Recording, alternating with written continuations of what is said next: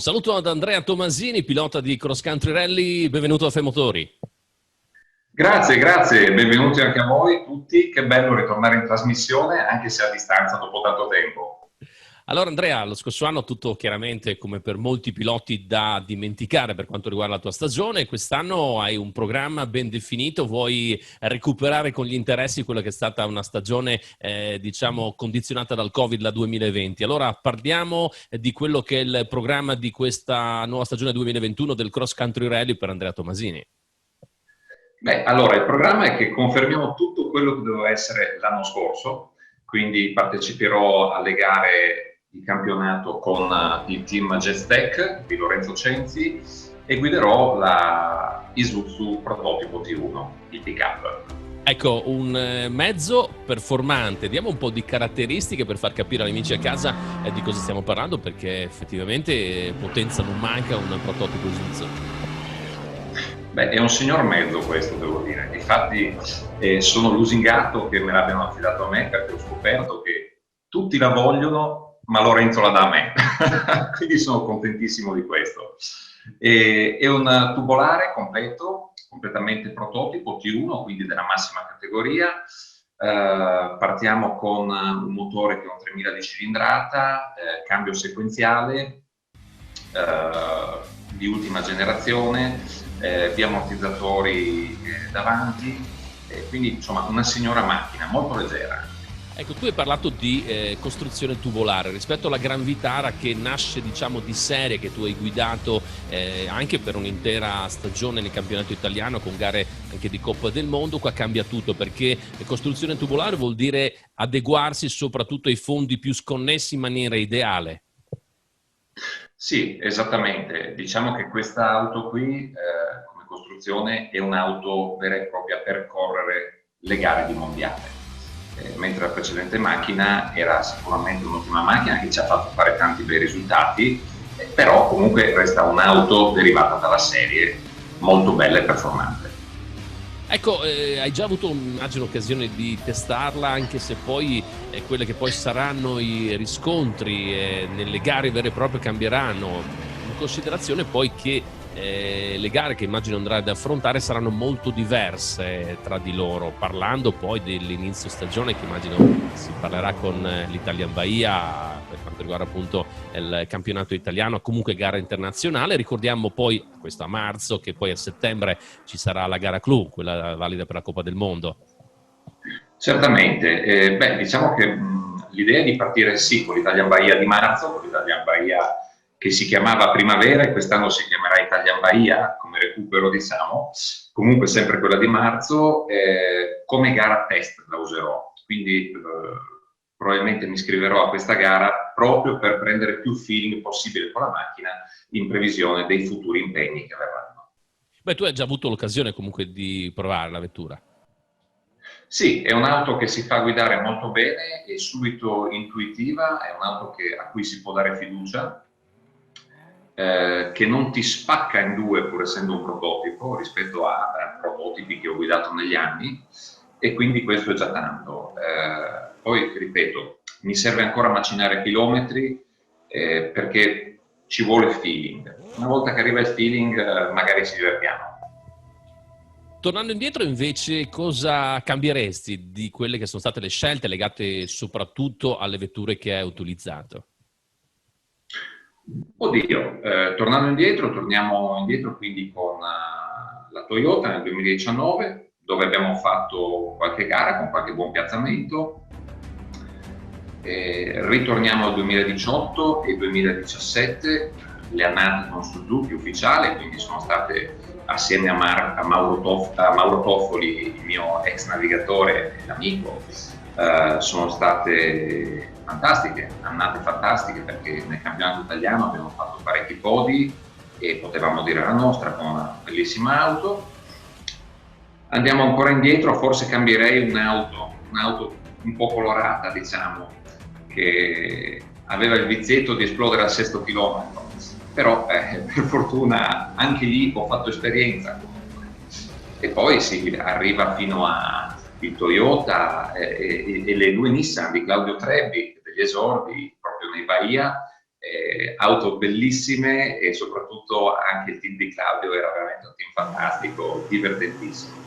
Ora torniamo invece in un team veramente molto professionale, team tra virgolette vero, un team da mondiale dove effettivamente la preparazione di mezzi e anche l'asticella cambia. Abbiamo parlato di gare a portata di mano, quelle di casa per te, marzo e settembre, però nel mezzo ci sta sicuramente dell'altro per quanto riguarda le competizioni di cross country rally nel tuo programma. Sì, esattamente. Ora io voglio partire a marzo proprio per sgranchirmi le ossa e poi vediamo dove andiamo a finire, nel senso che i programmi già li abbiamo la busta B già pronti e coperti. Però voglio aspettare marzo comunque per dare il finale ai programmi completi.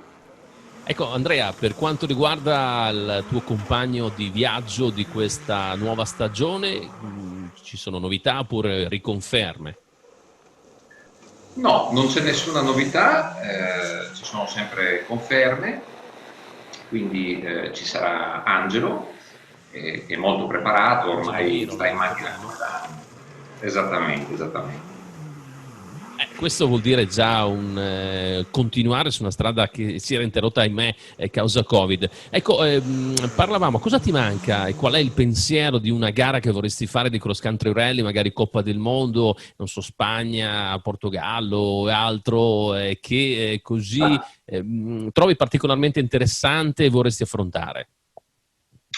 Sicuramente vorrei affrontare il Portogallo. Il Portogallo me ne parlano tutti bene, non sono mai corso e avrei tanta voglia di correrci a novembre, mi sembra il calendario sia. Però prima del Portogallo ne verranno altre, quindi bisogna stare con la testa sul pezzo. Ecco, nella tua così carriera di pilota, il cross country rally fa un po' a pugni con quella che è stata l'inizio della tua carriera automobilistica. Mi sembra che proprio la pista sia stata appunto il primo approccio con le competizioni e sembra una cosa un po' strana, ma non sei l'unico che poi fa questo salto veramente incredibile, passando dalla pista, dalla certezza, dalla sicurezza al cross country rally che in quel caso forse la così immediatezza delle scelte da prendere durante una competizione, l'improvvisazione sulla guida perché il fondo cambia continuamente sia appunto l'opposto della pista in sostanza. È proprio quello che mi ha fatto innamorare, venendo dalla pista, dove la pista io la considero scienza e sicurezza, perché sai che tanto devi arrivare lì, pigiare e se vai fuori c'è sempre qualcuno che ti aiuta pronto a tirarti fuori. Il cross country rally, beh ragazzi, la prima volta nel 2014 quando sono partito per una pazzia, perché l'ho deciso nel giro di un mese, che avrei affrontato una gara di mondiale all'epoca, giusto per partire, mi ha affascinato da subito. Uno perché ci sono cresciuto, io conosco Italian Bayer mondiale, da bambino avevo la fortuna di andare in giro nel team di Clay Ragazzoni, per intendersi, quando veniva a correre, quindi il cuore era comunque appartenente a un'Italian Bayer. Messa la prima, la seconda, la terza marcia al primo prologo, ricordo ancora che Angelo mi dice: Andrea, vai! Io ho inchiodato, gli ho chiesto: Angelo, dove caspita devo andare che non c'era strada qua? Da lì in poi è arrivato l'amore per l'avventura e per, come dici tu, i cambi repentini di terreno, stare attento a ogni singolo centimetro che cambia anche ad ogni passaggio. Ecco, per dare il giusto valore di quella che è la gara, l'Italian Baia, possiamo proprio dire che due protagonisti per diversi anni, ovvero Messier Peter Ansel, nonché Alatia, entrambi quest'anno protagonisti assoluti della Dakar, primo e secondo. Questo vuol dire che la gara pordenonense è un punto di riferimento nell'off-road mondiale. È sicuramente un punto di riferimento, lo dimostrano innanzitutto le partecipazioni dei big veri e propri, per esempio Peter Ansel, Nasser Al-Attiyah e quanti altri. Lo dimostra il fatto che la gara di Mauro Tavella nel Baia Mondiale ha preso nelle gare di Mondiale il massimo punteggio fino all'anno scorso, quando è stata fatta. Quindi devo dire che è un punto di riferimento e lo resterà sicuramente, anche perché c'è da dire una cosa. È famosa tra gli addetti ai lavori che se un'auto e un equipaggio arrivano alla fine dell'Italian Bahia, arrivano ovunque, proprio perché le nostre grave, i nostri territori sono veramente cattivi con le macchine e ancora di più lo sono aspri con l'equipaggio. Hai detto una cosa giusta, perché effettivamente di così gare con vetture decimate ne abbiamo viste tante, questo per far capire appunto, come detto poc'anzi, quanto dura sia una gara come quella pordenonese. Potrebbe essere scontato molto perché è più corta rispetto a altre gare di Coppa del Mondo, però è durissima per mezzi tecnici e ovviamente anche per i piloti. Grazie Andrea, ovviamente un buon inizio di stagione partendo appunto con marzo. Ovviamente terremo aggiornati gli amici di Telefriuli per quello che sarà appunto la tua stagione 2021. Grazie ad Andrea Tomasini. Grazie a voi.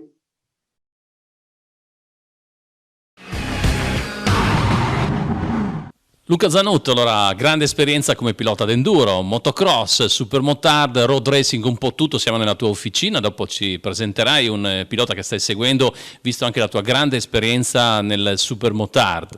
Sì, allora io quest'anno, a causa di quello che sta succedendo un po' in tutto il mondo, mi sono ritrovato ad avere uno stop importante per quelle che sono tutte le gare di road race che sono state cancellate, in primis il Tourist Trophy, e quindi ho avuto più tempo per dedicarmi a un ragazzo che io seguo ormai da qualche anno, che si chiama Michael Bortolotti.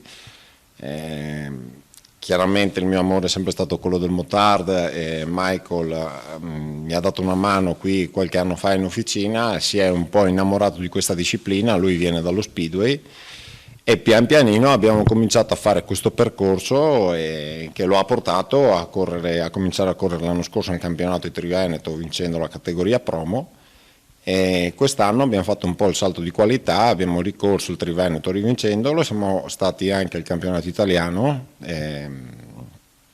con degli ottimi risultati, per lui ha vinto anche lì. Devo dire che mi dà molte soddisfazioni perché è un ragazzo molto serio, ma al di là di tutto perché credo che sia riuscito a capire quello che effettivamente serve per riuscire a fare un certo tipo di percorso nel motociclismo, nel senso che io dico sempre, qualche volta mi ripeto anche, è fondamentale chiaramente darci del gran gas, però non basta il gran gas, ci vuole tutto un insieme di cose, in primis la testa, la gestione della gara, la voglia di imparare, l'umiltà, il profilo basso, e sono tutte cose che in Michael ho visto e oggettivamente con il lavoro step by step i risultati stanno venendo e sono risultati importanti che penso danno molta soddisfazione a me, ma soprattutto sono una buona base sul quale lui possa costruire nel futuro delle belle stagioni e portarsi a casa anche delle bellissime soddisfazioni. Quest'anno, sorridendo un po' l'ultima gara di campionato italiano, gli ho dato una pacca sulla spalla e gli ho detto devi essere molto orgoglioso di quello che hai fatto, perché i soldi sono quello che sono e noi corriamo con una moto che, per carità di Dio, è sicuramente molto ben preparata, curata a livello di motore, di ciclistica, però partiamo ad handicap perché utilizziamo un telaio che ha più di 10 anni. Cos'è cambiato perciò in tanti anni? Tu hai corso in campo nazionale 2003, 2004, 2005, in quegli anni perciò si andava molto forte, il supermotare era uno sport forse più in auge rispetto adesso. Lo hai detto un attimo fa, si conta di più forse il paddock, un po' meno la base di un pilota. Lo hai riscontrato questo anche dopo tanti anni? Sì, sono parole sacrosante, nel senso che quando correvo io il livello era molto alto, noi ci confrontavamo con i piloti francesi che erano i maestri della disciplina, cioè per me era sempre emozionante ritrovarmi su una griglia di partenza con Van den Bosch piuttosto che Stéphane Chambon e via discorrendo. Il livello alto faceva sì che tu fossi spinto a cercare di stare vicino a questi piloti che tu vedevi come riferimento e quindi a spostare i tuoi limiti. Oggettivamente poi nella griglia di partenza di un campionato di supermotard di qualche anno fa c'erano piloti di provenienza sostanzialmente del mondiale di motocross, quindi con preparazioni estremamente alte sia a livello tecnico che a livello fisico. Adesso chiaramente questo livello qui non c'è, io ero fuori dal motard da tanti anni, ho guardato un po' anche quello che succede nel mondiale supermotard e onestamente mi ha fatto quasi tenerezza a vedere griglie di partenza con 15 piloti. Tu, grande specialista di road racing, ti sei tolto delle belle soddisfazioni in campo internazionale in questi anni, perciò tutto rimandato al 2021 perché ormai il tuo obiettivo Tourist Trophy c'è e lo vuoi centrare. Ma l'obiettivo del Tourist Trophy resta sempre il sogno nel cassetto. Purtroppo io quest'anno doveva essere una stagione che avrebbe dovuto avere un'evoluzione completamente diversa. Non sono solo, ti ringrazio per il grande esperto, ma in verità non è che sia un grandissimo esperto, ho fatto il mio, ci sono persone molto più preparate, molto più esperte di me. Detto questo, sicuramente tutto dipende da quando riuscirò ad avere la possibilità di questo benedetto intervento che già la puntata scorsa ti accennavo per sistemare i miei problemi di polso. Il Tourist Trophy per me è il sogno, è il desiderio e sicuramente è lì e sto comunque cercando di lavorare perché questa cornice, il mio benedetto quadretto, si possa effettivamente verificare, se non nel 2021 che la vedo veramente dura, almeno nel 2022. Michael, una stagione che è andata benissimo nonostante il Covid, ti sei tolto delle belle soddisfazioni. Sì, allora buongiorno a tutti, è stata una bellissima stagione quella del 2020, tant'è che ci sono stati insomma dei risultati inaspettati, essendo partiti un po' col profilo basso, non sapendo quello che si andava incontro, anche per questo Covid non si sapeva quante gare venivano fatte, quali sarebbero state le tappe e dove, però a metà stagione insomma ci siamo resi conto che le cose stavano venendo bene, i risultati c'erano e grazie al mio maestro e anche avendo dei riferimenti sia tecnici che per quanto riguarda il modo di guida, insomma a fine stagione siamo riusciti a vincere il Triveneto in categoria promo e poi anche il Supermoto Italian Trophy in S2. Prossimo anno hai già le idee chiare oppure vuoi continuare su questa strada? Il prossimo anno sicuramente sarà bello continuare con questa strada, sempre sul Supermotard, tant'è che è una disciplina insomma, che mi piace tantissimo perché accomuna sia la strada che l'off-road, che è molto interessante, e poi insomma, sui campionati adesso vediamo quali saranno i calendari, ci iscriveremo sicuramente a qualche campionato interessante e cercheremo di dare il meglio. Ci sono piloti che partono e arrivano al Supermotard partendo dal motocross, dall'enduro, tu sei partito dallo speedway, perciò lì ruote di traverso sempre. Sì, esatto, la maggior parte arrivano quasi tutti dal mondo del motocross, perché diciamo è una disciplina madre delle moto, ti forma su tutto, e io invece sono partito facendo un anno di speedway col Motoclub Olimpia a Terenzano, e niente, siamo partiti da lì con la moto di traverso, è stato molto divertente e poi grazie al mio maestro insomma è riuscito a trasfertarmi la passione della supermoto e siamo finiti qui a vincere. Le difficoltà maggiori quali sono state quando ti ritrovi sul campo di gara? Beh, allora inizialmente le difficoltà maggiori le ho trovate sul tratto off-road perché non avevo tanta esperienza, quindi ci abbiamo dovuto lavorare molto. Però una volta insomma, che abbiamo trovato la quadra anche sulla parte insomma, di terra, siamo riusciti a giocarcela bene con tutte le carte in tavola. Tu hai esperienza anche nella messa a punto della moto, questo oltre che all'assistenza di Luca ti può ancora aiutare per una sensibilità nella guida? Sì, questo diciamo è una cosa che mi porto dietro alle gare, pur essendoci insomma Luca che mi segue la moto e tutto, avendo io una piccola esperienza ad officina, quindi so un po' dove andare a mettere le mani, in certe situazioni si rende utile questo per mettere a punto certe cose sulla moto. Nelle gare in campo nazionale, le vecchie glorie, i piloti così più blasonati, con che occhio ti hanno visto? Arriva uno nuovo, uno che va forte, cosa pensano di te? Sì, all'inizio ero un ragazzo nuovo perché ho incominciato veramente da 2 anni col Supermotard e quindi ancora nessuno mi conosceva, sono rimasti un po' inaspettati dei risultati e anche di trovarsi a fianco a me sulle prime linee insomma, della griglia di partenza. Sono quest'anno col motoclub Anei Polos che mi ha dato insomma una mano per la stagione 2020 e grazie insomma a loro e anche ai membri del motoclub abbiamo grandi nomi come Matteo Medizza, Andrea Tull, Marco Cota che mi hanno trasferito molta esperienza per quanto riguarda stile di guida e tutte queste cose qua che sono servite molto. Questa è la moto con cui abbiamo corso quest'anno, è la moto di Michael, è un Honda CRF 450 telaio del 2008, per cui è una moto che comunque comincia ad avere i suoi anni sicuramente, quantomeno a livello di evoluzione di telaio. La moto è molto ben curata, molto ben preparata, non ci sono magie, nel senso che non abbiamo voluto fare cose esotiche perché fortunatamente lui segue i miei consigli e io sono per le cose molto razionali e molto semplici. Chiaramente sulla moto Super Motard abbiamo un impianto Behringer potenziato, un impianto frenante potenziato, in questo caso c'è una pinza radiale Behringer con dei pistoncini in titanio, abbiamo piedini della Forcella che sono ricavati dal pieno, piastre, non sono le piastre di serie ma sono piastre che ci permettono di lavorare con offset differenti a seconda di quella che è la necessità della pista, quindi moto più chiusa o più aperta a seconda che la pista sia più guidata o più veloce.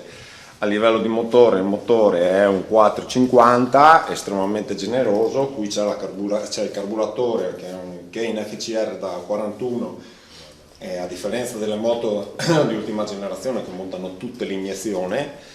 Io sono innamorato della moto a carburatori per il Super Motard per un motivo molto semplice, che il Super Motard deve essere esplosività, cattiveria e qui è garantita al 100%. Michael ha imparato molto bene a gestirlo ed oggettivamente quando si parla di cambio di moto lui fa un po' fatica perché dice io voglio bene a questa moto, mi trovo talmente bene che mi dispiacerebbe cambiarla.